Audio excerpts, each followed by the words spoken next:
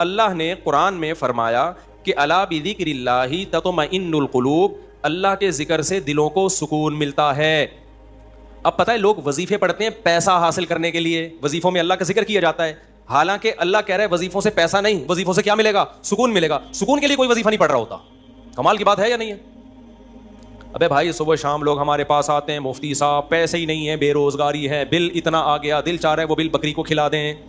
ٹھیک ہے، تو آپ کوئی وظیفہ بتائیں، تنخواہ بڑھ جائے ہماری، پیسے بڑھ جائیں. تو میں بتا تو دیتا ہوں حسبی اللہ و نعم الوکیل یا رزاق، کی پڑھ لینی چاہیے. لیکن قرآن جو وظیفے بتا رہا ہے پیسے بڑھانے کے لیے نہیں بلکہ سکون کے لیے. کیا مطلب؟ غربت میں سکون مل جائے گا. آپ کو پیسے مل کے بھی سکون نہ ملے، اس سے بہتر وہ غریب نہیں ہے جو پیسے نہ مل کے اس کو سکون مل رہا ہو. وہ زیادہ اچھا نہیں ہے کیا؟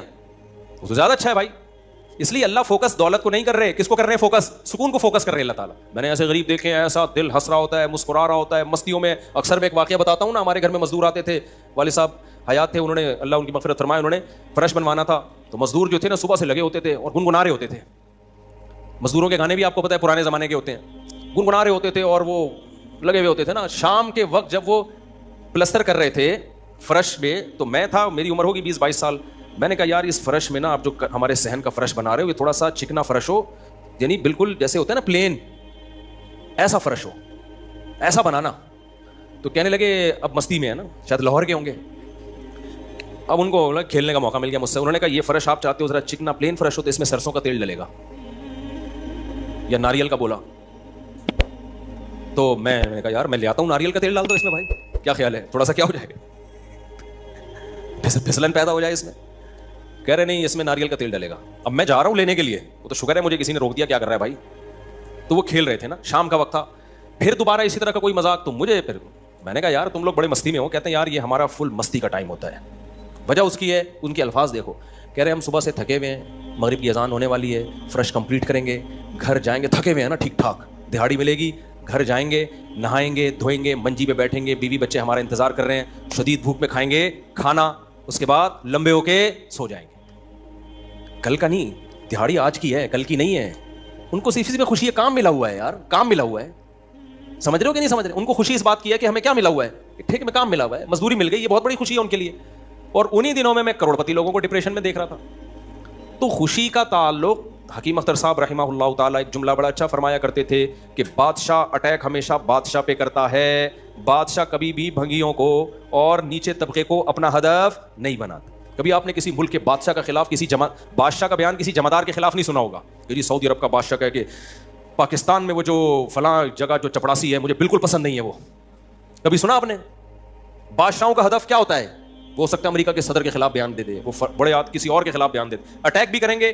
اب کبھی نہیں آپ نے سنا ہوگا بادشاہ نے بیچارے کسی رکشا چلانے والے کو بم سے اڑوا دیا بھائی اللہ یہ کہ وہ ایجنٹ ہو کسی کا، پھر وہ رکشے والا ہے نہیں، وہ ہے کوئی اور، وہ کوئی بڑی چیز ہے، وہ روپ دھارا ہوا ہے اس نے. ورنہ اوریجنل کوئی ٹماٹر والا ہو تو کبھی آپ نے دیکھا کہ کسی ملک کی فوج اس ٹماٹر والے پہ اٹیک کر رہی ہے؟ ایسا نہیں ہوتا. حکیم اختر صاحب رحمہ اللہ تعالیٰ فرمایا کرتے تھے کہ بادشاہ ہمیشہ قبضہ کس پہ کرتے ہیں؟ بادشاہوں پہ. فرمایا کہ دل جو ہے یہ پورے جسم کا بادشاہ ہے. دل کیا ہے؟ اللہ کو جب کوئی ناراض کرتا ہے، اللہ کا جب کوئی ذکر نہیں کرتا تو اللہ تعالیٰ اس سے پیسہ نہیں چھینتے، نہ اس سے گھر چھینتے ہیں، نہ اس سے اس کی جو ہے نا خواہشات چھینتے ہیں. اللہ ڈائریکٹ اٹیک کس پہ کرتے ہیں؟ دل پہ. دل اپنے قبضے میں لے کے پریشانی ڈال دیتے ہیں اس کے اندر. اللہ دل، حدیث میں آتا ہے کہ جو دل ہے نا بین اصبعی الرحمن، اللہ کی 2 انگلیوں کے درمیان میں ہے یہ دل، ایسا کنٹرول ہے اللہ کو. تو اللہ کیا کرتے ہیں؟ دل کو لے کے اس میں کیا ڈال دی؟ بے سکونی بھر دی اس میں. چل بھائی سب کچھ ہے، خوشیوں کے سارے اسباب، 1000 گز کا بنگلہ، واش روم ایسا، غریب آدمی جائے بولا یار ایسا تو میرا بیڈ روم نہیں ہے جیسا ان کا واش روم ہے. ہر کمرے میں اے سی لگا ہوا ہے، بل کی کوئی ٹینشن نہیں، اتنا پیسہ، روڈیں صاف، سڑکیں صاف، کوئی ٹینشن نہیں. اور آج کل کے جو سیکولر لبرل لوگ ہیں ان کو تو وہ والی ٹینشن ہے ہی نہیں جو ایک مولانا ٹائپ کے لوگوں کو ہوتی ہیں. سمجھ گئے ہوگے آپ بھائی؟ وہ جو ٹینشن جو جس کو ساری دنیا ٹینشن سمجھتی ہے، یعنی شادی کو، بیوی کو، تو وہ والی ٹینشن سے تو یہ کیا ہوتے ہیں؟ بالکل آزاد ہے ہی. گرل فرینڈ والا سیٹ اپ چل رہے ہیں لوگوں کو، اتنا کچھ، کوئی ٹینشن بظاہر نہیں ہے.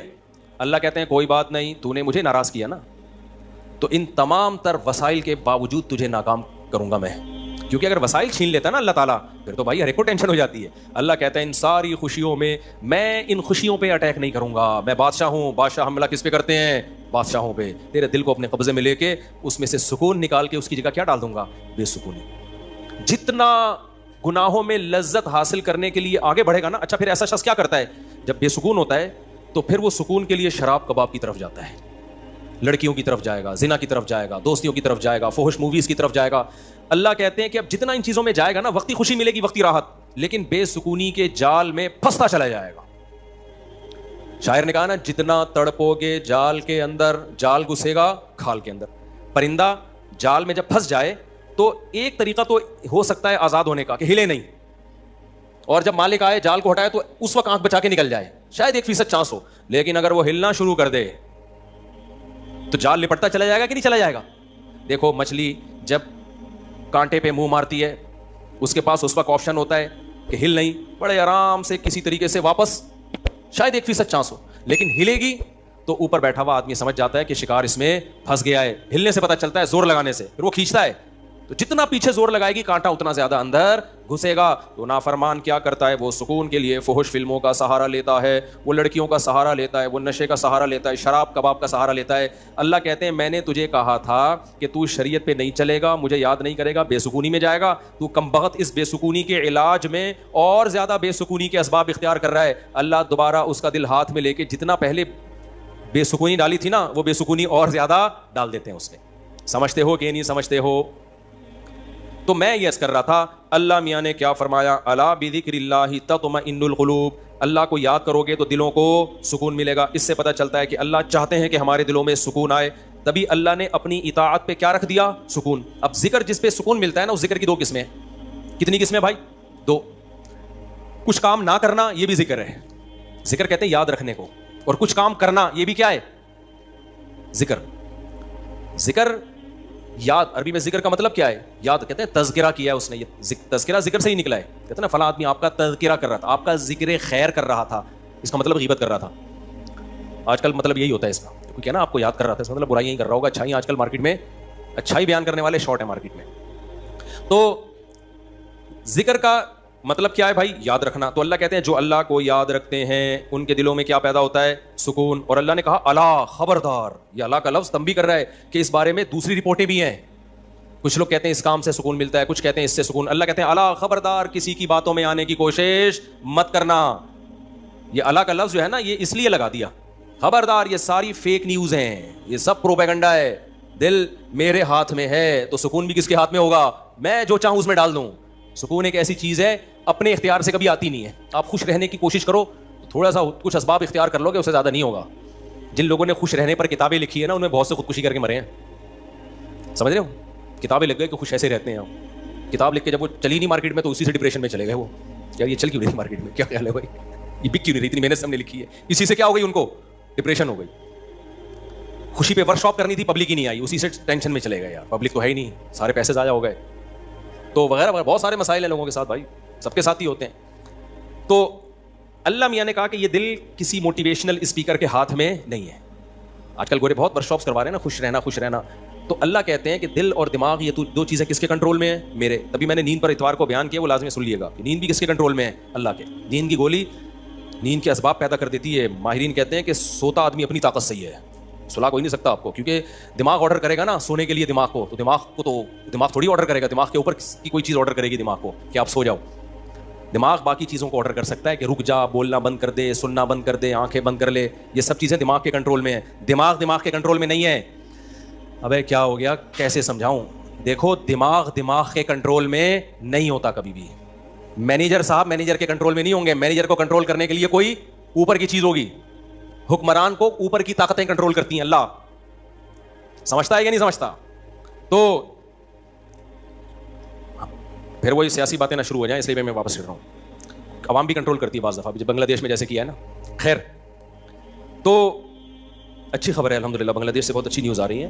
جماعت اسلامی کے پرانے بیچارے بوڑھے لوگوں کو صرف اس بیس پہ پھانسی پہ لٹکایا. حسینہ واجد نے, اس نے لٹکایا کہ پاکستان کی حمایت, سیاسی اختلاف تھا بھائی, اس کے بعد تو وہ بغاوت نہیں کر رہے تھے نا, بہت ظلم مچا کے رکھا ہوا تھا.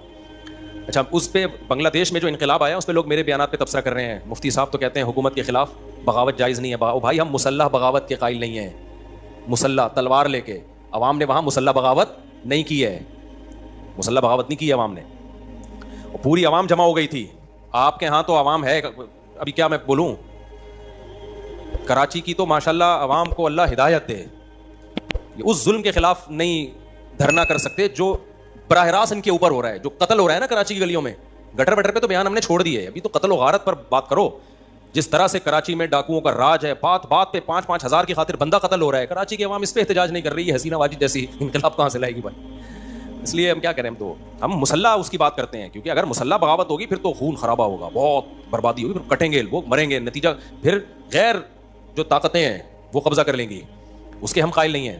باقی عوام کا عوامی احتجاج وہ اس کا رائٹ ہے, اس کا حق ہے. خیر, تو بات یہ چل رہی تھی میرے بھائی, تو اللہ کا جو ذکر ہے جس سے انسانوں کو سکون ملتا ہے, دیر آر 2 types آف ذکر. کچھ کام کرنے کے ہیں اور کچھ کام بولو نہیں کرنے کے.